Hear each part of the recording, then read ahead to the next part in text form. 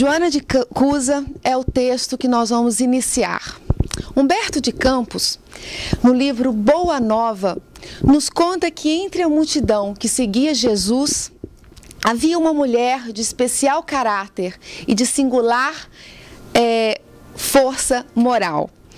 Ela se tratava de Joana, a esposa de Cusa. Cusa era um homem ligado a Herodes, um alto funcionário de Herodes. Mas ele não ansiava o desejo do conhecimento e da alegria das boas novas de Jesus. Violento, agitado, um homem que vivia para as noites, Joana tristemente então procura Jesus e roga a ele que deixe a segui-lo. Jesus, com a sua sapiência, diz a ela que não é hora de segui-la nesse momento, mas que sim, que ela seguisse-o à distância. Voltasse para casa e fosse então o anjo do seu marido. E assim fez Joana de Cusa. Durante longos anos, se dedicou totalmente ao marido. Foi mãe e logo após o nascimento do seu filho, o marido, envolvido em excessos, acaba por desencarnar. Anos se passam e ela tem que sustentar a si e a seu próprio. Trabalha incessantemente. Até que quando chega à velhice, os cabelos embranquecidos pelo tempo, ela é levada ao circo dos martírios, junto com seu filho bem moço. Ao ser colocada no pedestal para ser sacrificada, todos gritam: abjura, Joana, abjura Jesus. Mas ela, serena e tranquila, não há um sinal em suas feições de negação a Jesus. Vem então o açoite, o primeiro açoite em seu filho. Seminu, rasga-lhe as costas aquele chicote. E o filho pede, intercede à mãe: abjura Jesus, minha mãe, por mim, seu filho. Mas ela, com os olhos lacrimejando, o coração em retalhos, diz: cala-te, meu filho, e confia em Jesus. E assim, as primeiras labaredas comem o seu corpo, mas apenas o seu corpo, porque ela já está em companhia de Jesus. Meu propósito hoje não é apenas estudar com vocês o trecho da obra Céu e Inferno. É nosso propósito também relembrar a todos nós da importância de se estudar as obras de Allan Kardec. Antes, para servirmos ao Cristo, nos era necessário morrer por Ele. Tínhamos que sofrer penas injustas pelos imperadores romanos e pelo judaísmo radical da época. Hoje, o Cristo nos convida e nos presenteia com a instrução e com o trabalho. Instruirmos e estudarmos com afinco as obras ditadas por aqueles que deram a sua vida por Jesus. E depois, colocar em prática. Com tudo que estudarmos, reforçando então o lema que a doutrina espírita sempre nos diz: fora da caridade não há salvação. E assim juntos com os nossos benfeitores, seguimos a jornada para os mundos ditosos e felizes que Jesus nos prometeu. E é sobre essas moradas, uma dessas moradas, é que vamos falar um pouquinho, que é a sublime felicidade. O tema Sublime Felicidade surgiu, como disse o Osmar, das páginas do livro Céu e Inferno, no capítulo 3, O Céu.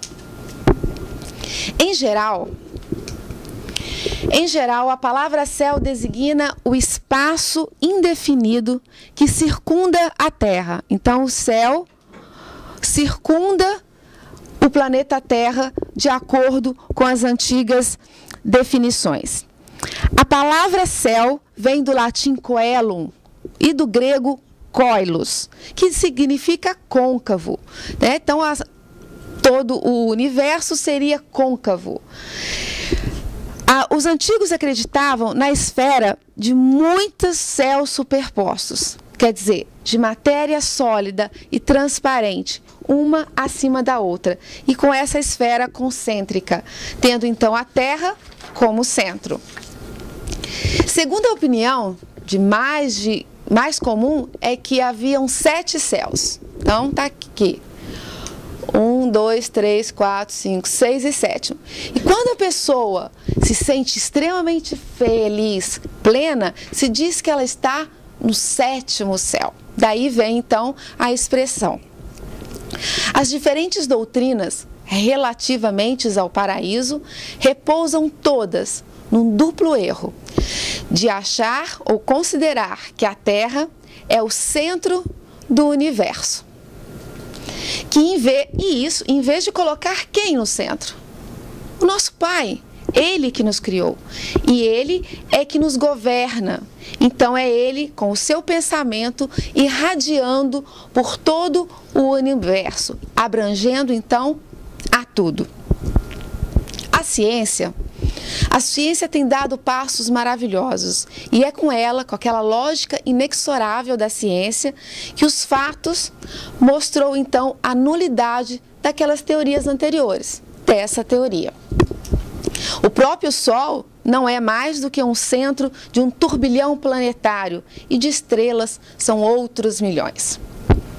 E assim sendo, é lícito perguntarmos: por que Deus faria da Terra a única sede onde Ele degradaria as suas espécies preferidas? Porque se colocou apenas na Terra seres, é porque Ele nos ama. Então por que Ele só deu para nós um local habitado? Seria injusto? Então todos os outros planetas, estrelas, tudo que compõe o universo não tem valor para Deus? Ele colocou apenas para o nosso deslumbre? E assim sendo, percebemos que essas teorias começam a cair, a acabar. Revela-nos então a ciência mundos semelhantes ao nosso. Deus não podia então tê-los criado sem intuito, sem um desejo. Antes deve ter colocado em todos esses planetas e pontos do universo seres capazes de se governar. O Espiritismo vem então resolver algumas questões, demonstrando o verdadeiro destino do homem. Basicamente,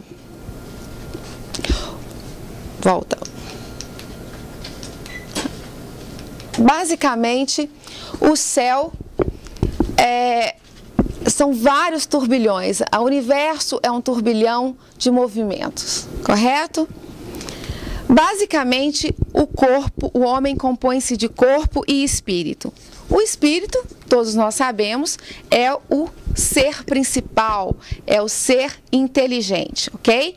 O corpo, então, é um envoltório material que reveste o corpo temporariamente, preenchendo assim a sua missão aqui na Terra, ou para resgatar ou para executar trabalhos que vão levar ao merecimento, ao desenvolvimento e seu próprio adiantamento. O corpo usado destrói-se e o espírito sobrevive à sua destruição. Privado do espírito, o corpo é apenas matéria inerte, igual um carro sem gasolina, um celular sem bateria. Não há função para ele. Sem o corpo, o espírito é tudo, vida e inteligência. Os seres do mundo corporal, nós, devido mesmo a essa materialidade do seu envoltório, estão ligados à Terra ou a qualquer outro globo, onde possua pessoas com o mesmo nível evoluído do que nós. O mundo espiritual ostenta-se por toda parte, em redor de nós como no espaço. sem limite. Não existe entraves. Ao desencarnarmos, tomamos posse da nossa consciência. E aí essa consciência fará com que possamos caminhar, volitar. Só que vai depender muito da nossa vibração. Se for vibrações positivas, iremos para regiões positivas. Teremos permissão para estar em outros locais. Porém, se as nossas vibrações forem negativas, teremos locais, regiões para onde a vibração seja a mesma e eles possam se encontrar. Então, os espíritos são criados simples e ignorantes, todos sabemos, mas dotados de aptidões para tudo conhecerem e para progredirem em virtude no seu livre-arbítrio. Se é assim, cabe a nós trabalharmos para irmos aos locais que nós realmente desejamos. Pelo progresso, o homem adquire novos conhecimentos, novas faculdades e novas percepções. A felicidade, então, está na razão direta do progresso realizado. De sorte que dois espíritos, um pode não ser tão feliz, enquanto que outro, unicamente por não possuir o mesmo adiantamento intelectual e moral, sem que por isso precisem estar em lugares distintos, no mesmo planeta, no mesmo lugar. Tal como um cego e um homem que enxerga. Se eles se derem as mãos e estiverem no local iluminado, o que enxerga conseguirá receber toda essa foco de luz, enquanto que o cego não conseguirá ter a complexidade dessa ênfase da luz. Então, exatamente assim, um homem cego e um homem que enxerga terão percepções diferentes. Um espírito moralmente evoluído e um espírito menos evoluído terão percepções diferentes, mesmo estando no mesmo lugar, no mesmo planeta. Então, para que a gente possa compreender o céu, né? E estar o céu aqui também na Terra, no planeta Terra, nós vamos lembrar de um homem maravilhoso que esteve na Terra, João o Evangelista. Dentre todos os discípulos de Jesus, João foi considerado o que mais se dedicou ao Mestre, pela sua força de amor e de fé. Ao subir ao Calvário, no momento mais doloroso e sublime do mundo, recebeu João de Jesus Maria como sua nova mãe. Depois da ida do Mestre para os céus, sentiu então que era chegado a hora de testemunhar tudo que ele vivera ao lado do Cristo. Amor, fé, paciência, caridade, humildade e paciência. João tornou-se a fé incorporada, a fé encarnada, e a cada um dos cristãos que na época sucumbiram, mais força avolumava no coração e na fé de João. Foi perseguido. João foi perseguido muitas vezes, mas sua força espiritual era tamanha que, ao se aproximarem de João, eles temiam.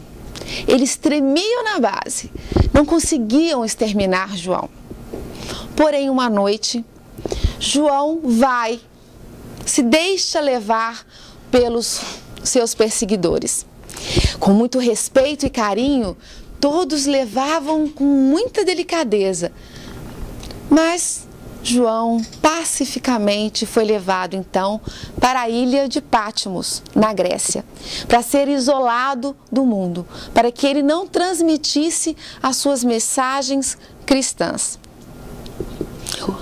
Interessante que aconteceu com João, que durante todo o período que lá esteve enclausurado naquela ilha, os soldados tinham que ser trocados de tempos em tempos, porque todos se convertiam ao cristianismo. Então eles trocavam a guarda, colocavam outros para que pudessem ser firmes com João. Mas o que acontecia é que eles voltavam para Roma, para Jerusalém, convertidos ao cristianismo. Esse período de retiro de João trouxe muitos ensinamentos a João, que conheceu então a ciência mais profunda, uma ciência que está sendo descoberta agora, aos 40, 50 anos atrás, aqui no nosso planeta, que é a ciência da interpretação da linguagem da natureza. Todo mundo aqui já ouviu falar que se colocar um pote com água e a música serena, uma música bonita, oi? Isso, uma música suave, clássica, as moléculas da água ficam de uma beleza indescritível. Porém, se a mesma água for receber as energias de uma música agressiva, as moléculas se modificam e ficam com uma aparência acabrunhada, escondida, sem vigor. Então, isso que João descobriu há séculos atrás, a ciência está descobrindo agora nessas últimas décadas, nessas últimas 50 décadas. 5 décadas. Não sou muito boa com números. Esse período de retiro, então, fez com que ele conhecesse essa ciência. O exílio, no tempo, totalmente desaparecera. Não havia tempo para João.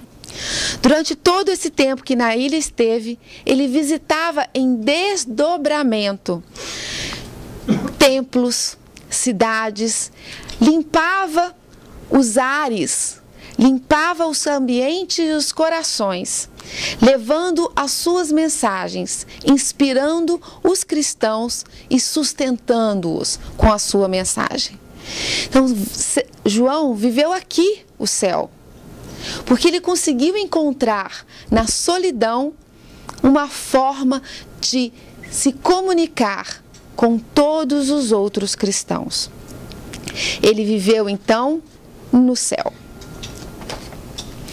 João, vivendo no céu, na própria terra, nos dá então a certeza que o progresso dos espíritos é um fruto do próprio trabalho do ser. João trabalhou por essa evolução.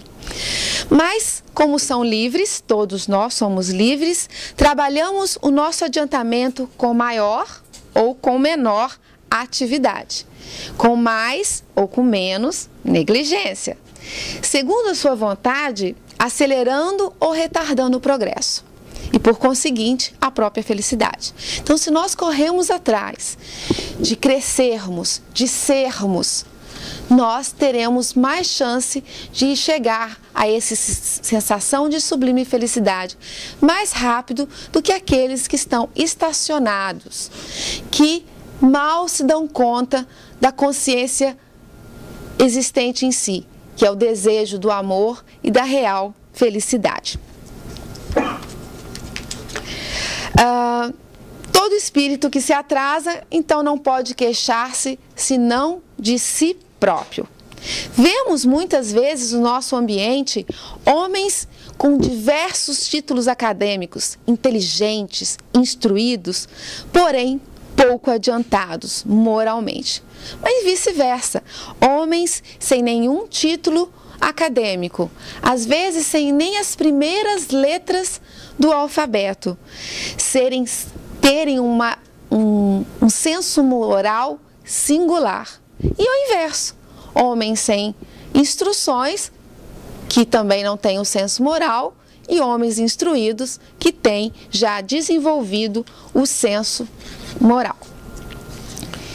O progresso intelectual e o progresso moral nem sempre marcham juntos, mas que o espírito não consegue em dado momento, alcança em outra. Por quê? De modo que os dois progressos acabarão atingindo o mesmo nível com o decorrer do tempo. Do que nós estamos falando? Estamos falando da reencarnação. E tem um exemplo clássico que eu já ouvi várias vezes e que também já falei várias vezes, que é a borboleta. Com uma só asa, a borboleta não voa. Ela precisa das duas. E que são essas asas para nós? São a moralidade e a intelectualidade. Se estivermos apenas com o intelecto, não conseguiríamos alçar voos. Se estivermos só com a moral, também não teremos como alçar voos. A encarnação, então, é necessária ao duplo progresso moral e intelectual. A vida social, isso aqui que nós estamos fazendo agora, o nosso contato com amigos, com familiares, comunidades, é essa a pedra de toque das boas ou das más qualidades do homem. A bondade, a maldade, doçura, violência, benevolência, caridade, egoísmo, avareza e orgulho, a humildade, a sinceridade, fraternidade e lealdade, má fé ou hipocrisia. Em uma só palavra, tudo que constitui o homem de bem ou o homem perverso tem por móvel, por estímulo, por alvo, as relações do homem com os seus semelhantes. Para o homem que vivesse insulado, preso, escondido, não teria vícios, porém não teria alcançado as virtudes. Preservando-se do mal, para não ser contagiado, ele acaba por anular o bem. Então, uma só existência moral corporal, é manifestamente insuficiente para o espírito adquirir tudo que lhe falte, seja o bem ou eliminar o mal. Negar isso seria negar a justiça divina. Mas Deus, que é bom e soberanamente justo, concede ao espírito tantas encarnações quanto necessárias para atingir o seu objetivo, que é a perfeição relativa. Cada existência é assim, um passo avante no caminho do progresso. A encarnação, então, é inerente à inferioridade dos espíritos, deixando de ser necessária nos mundos superiores. Para os espíritos superiores, a encarnação ela é voluntária, tendo por fim, então, exercer sobre alguns encarnados uma ação mais direta, ou um cumprimento de uma missão que lhe compete junto aos mesmos. Desse modo, aceitam abnegadamente as vicissitudes e as tristezas que passarão nessa encarnação. E um exemplo clássico, lindíssimo, é Alcione, do livro Renúncia, psicografado pelo nosso amado Francisco Cândido Xavier, pelo Espírito Emmanuel. Por favor, quem não leu, corre atrás desse livro, porque ele é maravilhoso. Alcione, que é a nossa protagonista do livro, passa por uma vida de renúncias e de dedicação a todos que a cercavam. Volta então à luta terrestre para ajudar o seu amado, por quem havia intercedido nos mundos superiores, Carlos. Propondo então ajudar a Carlos nas provas, nas expiações e na reparação, principalmente nas reparações da sua nova existência aqui na Terra. Os espíritos reuniram então vários espíritos que também necessitavam dos aprendizados e das renúncias de Alcione, para completar então aquele círculo reencarnatório a qual ela se submeteu e auxiliou então não só Carlos, mas todas as pessoas que estavam com ela naquele período. Conta Emmanuel algo sensacional, sublime, que ao desencarnar nessa encarnação, Alcione tomou uma roupagem de luz e afastou-se da paisagem nevoenta, dando a impressão de uma estrela solitária que regressava ao paraíso. Pouco depois, Eila, que aporta em portentosa esfera, inconfundível e magnificência e grandeza. O espetáculo grandioso de suas perspectivas excedia a tudo que pudesse caracterizar a beleza no sentido mais humano. Alcione, então, penetra num templo de majestosas proporções, dominada por pensamentos intraduzíveis. Muito acima da nave radiosa, elevava-se uma torre translúcida, trabalhada com substâncias transparentes, semelhante ao que a gente conhece como um cristal, de cujo interior jornava melodiosas canções.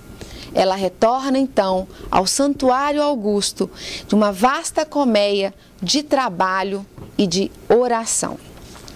Uma bela descrição de como chega então Alcione novamente à jornada, ao fim de sua jornada nos mundos ditosos. Reina lá, nesses mundos ditosos, a verdadeira fraternidade. Por quê? Porque não há mais egoísmo. Reina lá a verdadeira igualdade. Porque não existem homens que estão reprimindo ou fazendo desordens. Lá não há mais nada a ser reprimido, porque não existem mais oprimidos. Comparados à Terra, esses mundos são verdadeiros paraísos. Quais pousos ao longo do caminho do progresso conducente ao nosso estado definitivo? Imaginemos quando a gente estivéssemos presos num deserto e encontrássemos lá aquela ilha com a água, com alimentação, com sombra. E ali seria então o nosso paraíso. É assim que os espíritos se sentem superiores quando regressam aos mundos ditosos. Assim é que o espírito, progredindo gradualmente, à medida que se desenvolve, chega ao apogeu da felicidade. Porém, antes de ter atingido a culminância da perfeição relativa, goza de uma felicidade mais relativa ainda ao seu progresso. Poderíamos dar a título de informação, de ilustração, imaginem uma criança. Ela frui os prazeres da infância, brincar, rolar no chão, cantar, gritar, tudo que uma criança faz. Depois essa criança, ela vai amadurecendo, ela vai crescendo, ela chega na mocidade e tem alegrias e desesperos. Por quê? Porque ele não sabe a incerteza do que vai vir, mas ele é constantemente feliz. Depois vem a madureza, onde a felicidade passa a ser não só uma ilusão ou um objetivo, mas passa a ser algo sólido. Esse exemplo da nossa jornada aqui na Terra dá bem uma ideia do que é esse estágio evolutivo nosso. Primeiro um estágio infância, um estágio mais jovial, depois um estágio mais maduro. É assim que o espírito vai se evoluindo. A felicidade, então, dos espíritos bem-aventurados não consiste na ociosidade, naquela ociosidade contemplativa, lá todo mundo glorificando o Pai, tocando aquela harpa, né? Não há nada disso para nós. É sim um momento de trabalho. A vida espiritual, então, tem seus graus. Ao contrário de nós, que vemos o trabalho como algo para ganharmos o pão de cada dia, e que tem dia que a gente não quer levantar para ir fazer o nosso trabalho, tal o cansaço, a fadiga que o corpo exerce, no mundo espiritual, não tendo mais o corpo físico, ele sente o desejo de trabalhar, porque é algo prazeroso, algo que lhe traz felicidade. Isenta de total fadiga. A felicidade, portanto, existe nas tarefas e no trabalho desenvolvido. Imaginemos que a gente sai do nosso aposento, do nosso alojamento lá no mundo espiritual e vai feliz e cantando para o seu trabalho. É assim que nós iremos, com certeza, alcançar também este momento. Não há, então, favores nem privilégios que não sejam o prêmio ao mérito. Tudo é medido e pesado na balança da estrita justiça. Então lá não tem QI, não tem quem indica. O que vai fazer com que a gente cresça é o nosso trabalho e é principalmente a felicidade de estar trabalhando. Nesse vasto e harmonioso conjunto, há ocupações para todas as capacidades. Aptidões, esforços, ocupações aceitas com júbilo. Quem já leu ou já assistiu o filme Nosso Lar, a gente percebe bem essa transformação.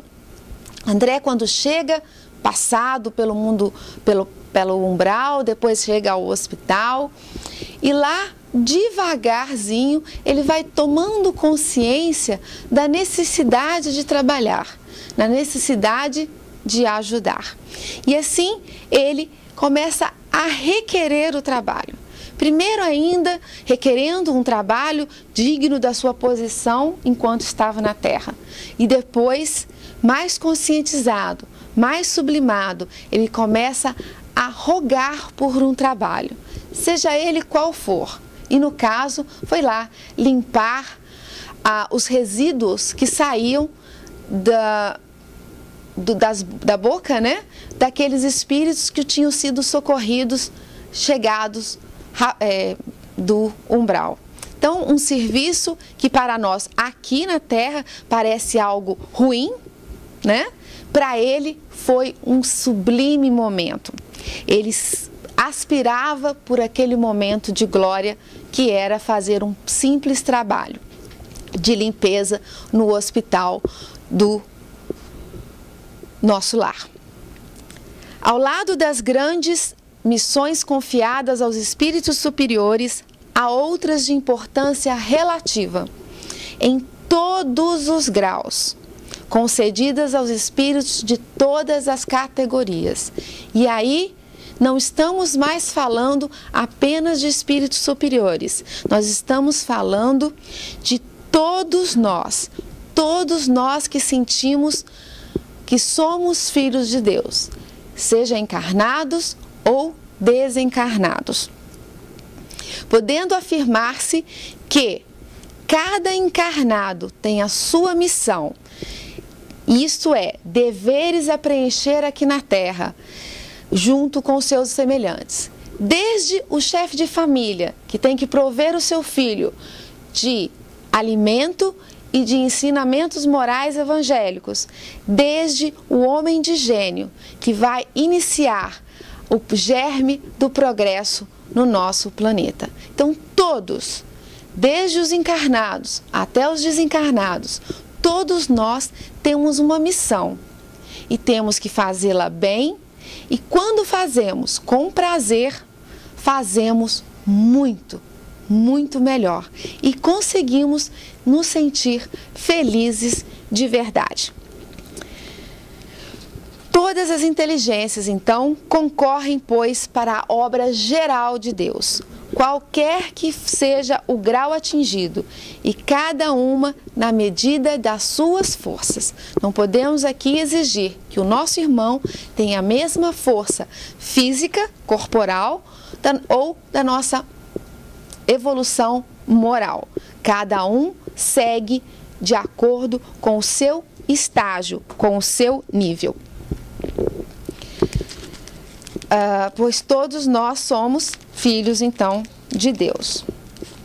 As inteligências vão, então, estar concorrendo para que isso aconteça. Vamos lá, um momentinho técnico aqui. Deixa eu ver para dar uma respirada. Por toda parte, a atividade, desde a base até o ápice da escala, instruindo-se e coadjuvando-se no mútuo apoio. Então, os espíritos encarnados e os espíritos encarnados mutuamente estão trabalhando para que os espíritos cativos ou espíritos livres sigam a sua jornada evolutiva. Isso não está dando muito certo. Eu posso colocar junto na mãozinha? Há algum problema de eu colocar os dois juntos? Não. Não? Ok. Então vamos continuar. Por toda parte há vida e movimento. Nenhuma região que não seja incessantemente percorrido por legiões inumeráveis de espíritos radiantes, invisíveis a nós, aos nossos sentidos grosseiros de encarnados, mas cuja vista deslumbra de alegria e admiração as almas da matéria. Nós, muitas vezes, não percebemos a presença desses espíritos ao nosso lado, mas eles comungam conosco. Todas as vezes que sentimos uma felicidade, que fazemos algo de bom, nós estamos vibrando junto com eles. E eles irradiam, então, ainda mais felicidade, irradiam ainda mais luzes quando percebem que nós estamos vibrando junto com eles. Por toda parte, enfim, há uma felicidade relativa a todos os progressos, a todos os deveres cumpridos, trazendo cada um consigo os elementos da sua felicidade decorrente da categoria em que se coloca o seu adiantamento. Então percebam bem o que está escrito no livro Céu e Inferno, trazendo cada um consigo os elementos da felicidade. Quando se diz isso, se diz que todo mundo, cada um de nós, mesmo aqueles que estão escolhendo no momento a obscuridade, a tristeza, a criminalidade, os vícios, mesmo eles têm dentro de si o germe da felicidade. Das qualidades do indivíduo depende-se então a felicidade e não do estado material do meio em que se encontra, podendo então a felicidade existir em qualquer parte onde haja espíritos capazes de a gozar. Então, percebemos, depende-lhe a felicidade e não do estado material. Então, independe do planeta, independe do mundo que nós estivermos, nós temos a capacidade de ser feliz. E depende do nosso esforço encontrar essa felicidade. Aí eu pensei, quando estava estudando, que normalmente a gente escolhe exemplos radiosos para contarmos aqui. E aí fica uma pulguinha atrás do ouvido assim: ah, mas esses já eram missionários, Alcione, João o Apóstolo, Chico Xavier, todos esses já são missionários, que eu sou a mera poeira aqui na Terra. E aí eu resolvi então buscar na minha memória afetiva momentos em que eu tenha encontrado uma sublime felicidade, mesmo que por um momento.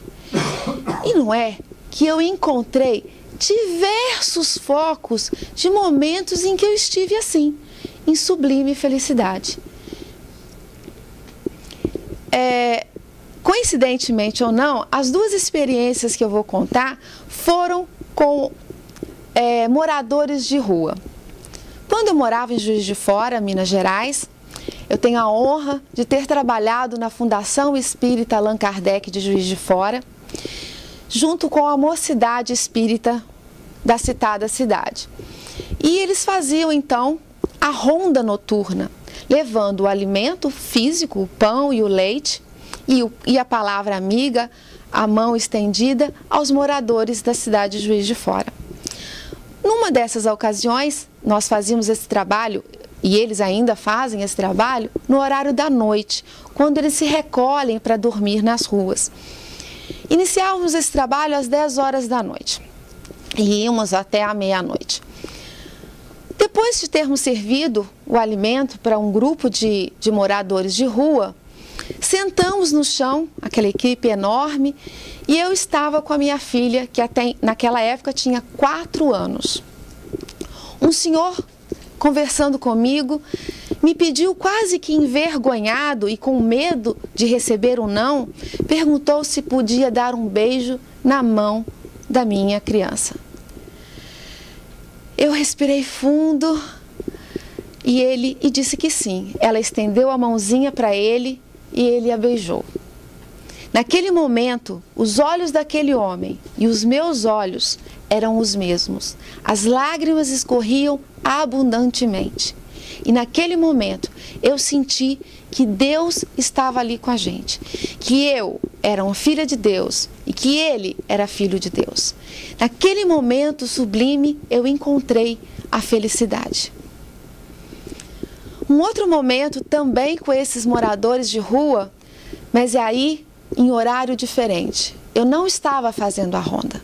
Eu estava caminhando por volta de 2 horas ou 3 horas da tarde, no centro de Juiz de Fora, quando eu avistei a poucos passos de mim, um daqueles moradores, a qual eu lembrava do rosto. Ele, quando me viu, teve uma reação de sorriso, e depois murchou o sorriso e se escondeu atrás do carrinho, aqueles carrinhos que eles carregam com papelão, né, para poder vender ao final do dia. Naquele instante eu percebi meu anjo, e não só o meu anjo, uma legião de anjos me empurrando. Vai, filha, mostra agora, à luz do dia, que você é filha de Deus. Abrace aquele homem. E graças a Deus eu ouvi o chamado dessa legião de espíritos que literalmente me empurravam. E abracei aquele homem. E ainda fiz uma brincadeira. Aí, você não me conhece mais, não lembra de mim? E ele ficou realmente muito feliz. E eu saí de lá feliz demais, muito feliz. Mas foi espontâneo? Não, não foi espontâneo. Aquela equipe suou para que eu pudesse dar aquele passo. E como eu agradeço a eles por terem me inspirado, pois foi um momento também de sublime felicidade. Tenho certeza que cada um de vocês aqui também já sentiu um momento de sublime felicidade. Seja com o nascimento de um filho, seja lá no shelter aqui em Atlanta, seja com os velhinhos nos asilos, seja com um filho num dia que você está muito triste e ele te dá aquele sorriso alegre, ou quando a gente chega na comunidade espírita, meio caído, meio triste, e vem alguém e te dá aquele beijo, aquele abraço fraternal, e você fala, nossa, acabou o peso, eu estou bem. Todos esses momentos são sublimes, mas infelizmente nós temos um péssimo defeito, que é relembrar apenas os momentos em que a gente se entristece, nos momentos em que a gente fica triste. Vamos começar a valorizar mais os nossos momentos de sublime felicidade, que podem não ser longos, extensos como o de João, o apóstolo, na ilha de Pátimo, mas que podem durar segundos, minutos, e que a gente deve levar para a nossa vida inteira. Onde quer que se encontrem, os espíritos podem contemplar a majestade divina, porque Deus está em toda parte, aqui ou em qualquer lugar.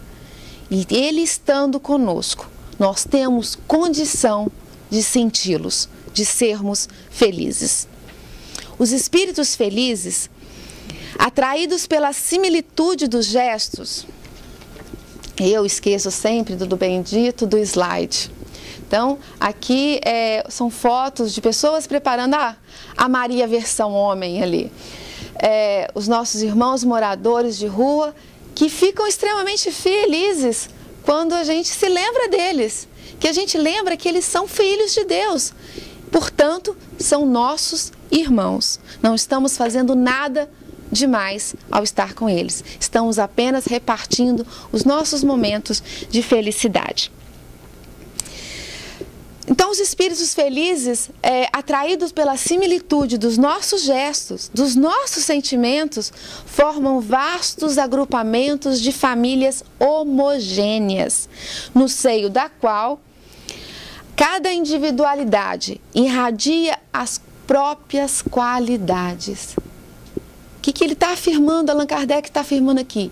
Que todos nós temos qualidades, saturando, sim, o de eflúvios serenos e benéficos emanados pelo conjunto. Quem é o conjunto? Nós, espíritos encarnados e espíritos desencarnados. Porém, verdadeiros espíritos de luz e felicidade se destacam no mundo inferiores a fim de neles semearem os germes do progresso, levar-nos a consolação, trazer a nós a esperança, levantar os nossos ânimos normalmente abatidos pelas provações da vida. Assim como vários livros a gente tem visto esses abnegados missionários que vêm à Terra para fazer todo esse trabalho conosco. No livro Transição Planetária do Divaldo Pereira Franco, ele nos conta, descreve a quantidade de missionários que vêm à Terra, que encarnam aqui na Terra para nos auxiliar. No livro André Luiz também sentimos isso, percebemos.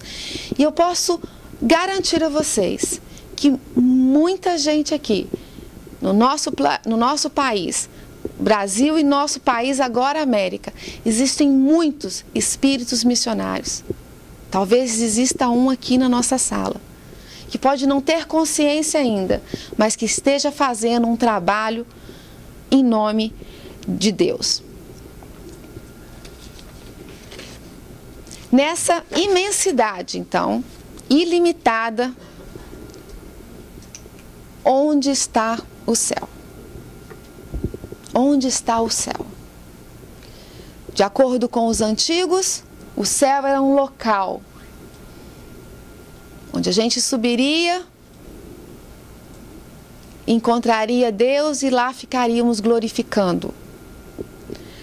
Durante toda a nossa conversa aqui, nós descobrimos que céu não é só um local geográfico, mas é também formas de se sentir o amor e a vida, de sentir a presença de Deus. Então, onde está o céu? Nos nossos corações, no nosso desejo de alcançar os pontos mais próximos de Deus, que pode ser aqui, em vários outros globos do nosso universo, e também no mundo geográfico especificamente, que são os mundos ditosos. Nós sabemos que no momento nós estamos num planeta de provas e expiações. O mal ainda predomina, mas estamos num processo de transição. Estamos indo em encontro do planeta de regeneração. Cabe a nós aceitarmos esse convite de começarmos a procurar esses sublimes momentos, a fazer esses sublimes momentos. Não só procurar, mas fazer, principalmente o verbo fazer. Fazer com que nosso coração, que o nosso corpo, bendito seja esse corpo, que nos faz retornar ao mundo espiritual, ao mundo corporal, para resgatarmos e principalmente organizar tudo aquilo que a gente atrapalhou no passado. E sentirmos então a presença de Deus e nos sentirmos ditosos. Onde quer que encontre então os espíritos, poderemos contemplar essa majestade divina. Então, na doutrina espírita, na religião católica, no islamismo, em qualquer religião, se encontra Deus. O que vai fazer com que a gente se aproxime dele será a forma com que a gente tratar a nós mesmos e aos nossos irmãos. A forma com que a gente enfrentar a vida com uma resignação ativa, lembrando que a resignação passiva não nos leva a nada. Sofrer por sofrer não nos faz crescer. Temos que olhar tudo que temos que recolher nessa encarnação. Se é uma encarnação que temos que reparar, e sim, temos que reparar diversos erros do passado, vamos usar os sofrimentos que nos atingem como bússola, como foco da nossa vida, de transformação moral, trazendo uma reforma ativa de renovação, uma renovação de sentimentos. Os verdadeiros espíritos superiores são aqueles que estão ao nosso lado, nos auxiliando ao crescimento, nos auxiliando para que sigamos o nosso caminho. Por que então não aceitarmos as suas sugestões? Como, sendo superiores, respeitam o nosso livre-arbítrio e não nos impõem nada, diferente daqueles irmãozinhos que nós fizemos muita amizade com eles nas outras encarnações e fazemos ainda nessa encarnação, pararmos de dar atenção a esses momentos e darmos então a verdadeira felicidade para nós e contribuirmos para a felicidade do outro. Vamos então fechar relembrando que desde todas as épocas o homem sempre acreditou, mesmo por intuição, que a vida futura seria feliz ou desgraçada conforme o bem ou o mal praticado neste mundo.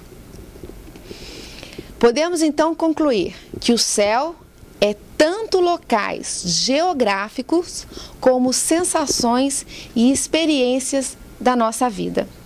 Locais geográficos quando falamos de mundos mais adiantados que os nossos, que têm um senso moral mais exacerbado, mas também de sensações experienciadas em qualquer planeta, em qualquer ponto do universo onde vivam seres que se amem plenamente. Então, para concluir, eu acho que é um grande resumo de tudo que eu falei esse vídeo.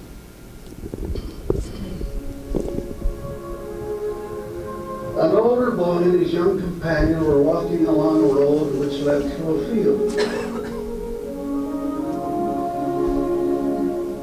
They saw an old coat and a badly worn pair of men's shoes by the roadside. And in the distance they saw the owner working in the field. The younger boy suggested that they hide the shoes, conceal themselves, and watch the perplexity on the owner's face when he returned. The older boy thought that would not be so good. He said this owner must be a very poor man from the looks of his clothes. So after talking the matter over at his suggestion, they concluded to try another experiment. Instead of hiding the shoes, they would put a silver dollar in each one and see what the owner did when he discovered the money. So that's what they did.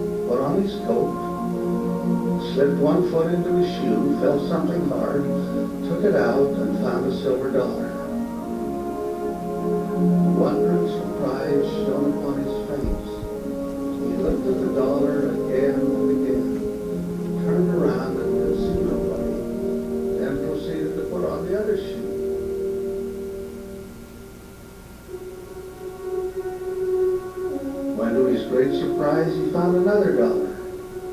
His feelings overcame him.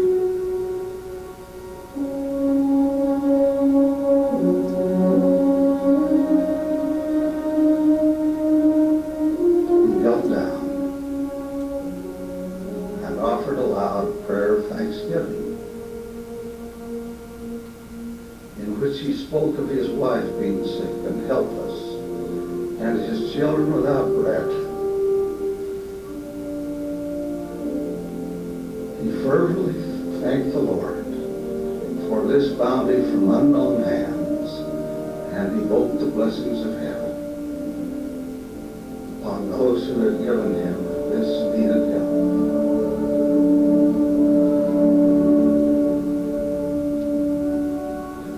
The boys remained hidden until he had gone.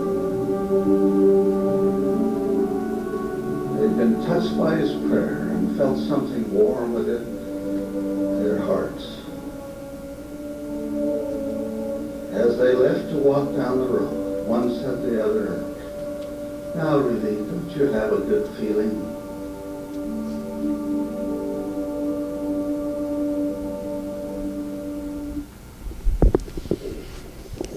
Eu acho que não haveria nem necessidade de fazer uma palestra depois de um vídeo desse, onde mostra a verdadeira felicidade, a sublime felicidade do momento onde a gente pode estar com o outro, auxiliando o próximo.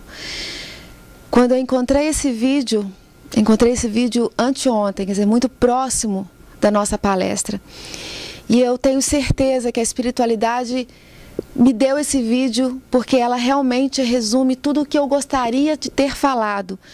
E talvez pela falta de palavras ou da falta de conhecimento necessário, eu não conseguiria exprimir tamanha beleza e tamanha sublime felicidade que esses dois garotos e também o camponês sentiram naquele momento, nessa história de vida. Eu estou extremamente emocionada e posso garantir a vocês que no início eu não estava sublime felicidade, porque eu estava bem tensa, mas neste momento eu percebo que a felicidade também está trabalhando e difundindo a doutrina espírita. E eu queria fazer um agradecimento a 5 casas espíritas especificamente, a Fundação Espírita Allan Kardec de Juiz de Fora, que iniciou a minha vida na área doutrinária, na área doutrina espírita. Foi lá, junto com a equipe da FEAC, que eu consegui aprender um pouquinho do que é a doutrina espírita. Queria agradecer também ao Instituto de Difusão Espírita de Minas Gerais, em Juiz de Fora também, que me deu o trabalho. Naquela casa eu pude fazer um trabalho muito lindo, que é trabalhar com a farmácia. Naquela farmácia eu tive muitos momentos de sublime felicidade. Queria agradecer também ao Sheila, que é também um centro espírita no Juiz de Fora, que também me deu o trabalho. Lá eu trabalhei com a evangelização infantil e aprendi muito, porque com aquela evangelização infantil eu trabalhava com os meninos carentes e eles me deram muito amor naqueles momentos. Queria agradecer imensamente o SECA, que foi ela que me recebeu aqui nos Estados Unidos, com um amor, com um carinho. Porque certamente, se eu não tivesse encontrado o SECA quando aqui estive, talvez não estivesse aqui ainda nos Estados Unidos. Ela me deu o amparo inicial. E foi a Casa SECA também, que me deu a oportunidade de iniciar o trabalho da difusão exatamente da doutrina espírita. Foi lá que eu ministrei as minhas primeiras palestras. Então, o meu agradecimento pelo SECA. E agradecimento pelo SER, que tem sido a casa onde eu tenho desenvolvido ainda mais o aprendizado da difusão espírita. Tem sido o meu socorro, o meu alento, a minha alegria. Muito obrigado a todas essas 5 casas e principalmente obrigado a Allan Kardec, que nos trouxe a doutrina espírita, esse consolador que nos ama, que nos ensina a viver e encontrar essa sublime felicidade. E sem poder deixar de agradecer ao nosso Pai amado, ao nosso Mestre Jesus, que tem sido por Ele o nosso objetivo. É a Ele que queremos alcançar, estar ao lado deles e mostrar para Ele que realmente somos filhos de Deus e que necessitamos demais da companhia deles para o nosso crescimento. Muito, muito obrigado, meu Pai. Muito obrigado a todos vocês que aqui estão, me dando essa força, essa vibração, pelas orações que cada um de vocês fizeram, para que eu pudesse estar aqui neste momento. Muito obrigado.